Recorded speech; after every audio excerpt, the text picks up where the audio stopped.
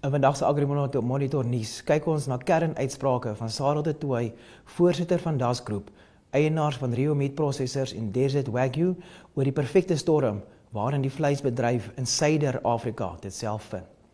Die Suid-Afrikaanse vleisbedryf gaan oor die volgende 2 maande onder geweldige druk verkeer as gevolg van die back and claw seer uitbreek by Carron Beef, sê Sarel.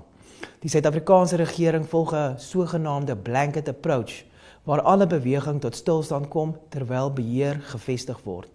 Die wesenlike probleem is egter dat daar is nie genoeg enstof of personeel beskikbaar om die stelsel doeltreffend te bestuur nie.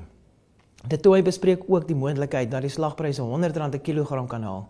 Hy meen dit is onwaarskynlik, maar waarsku dat die mark baie impulsief kan wees. Die Suid-Afrikaanse back and claw seer uitbreek impak op Namibië is egter reeds merkbaar, sê hy.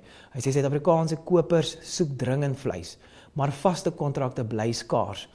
Hy sê hierso verbruikers weerstand sowel as Meatco en Beefcore se Noorse kwota beïnvloed dit. Verder wys hy op die onsekerheid oor hoe lank die BKS-krisis gaan duur. Optimiste praat van die volgende 3 maande, pessimiste van tot 11 maande. Hy sluit af met insigte oor die 4 slagpale in Namibië: Meatco, Beefcore, Rio Meat Processors en Savannah Beef. En hy glo dat Namibië genoeg diere het om aan hul kapasiteit te voldoen, en hy verduidelik ook hoekom in vandag se program.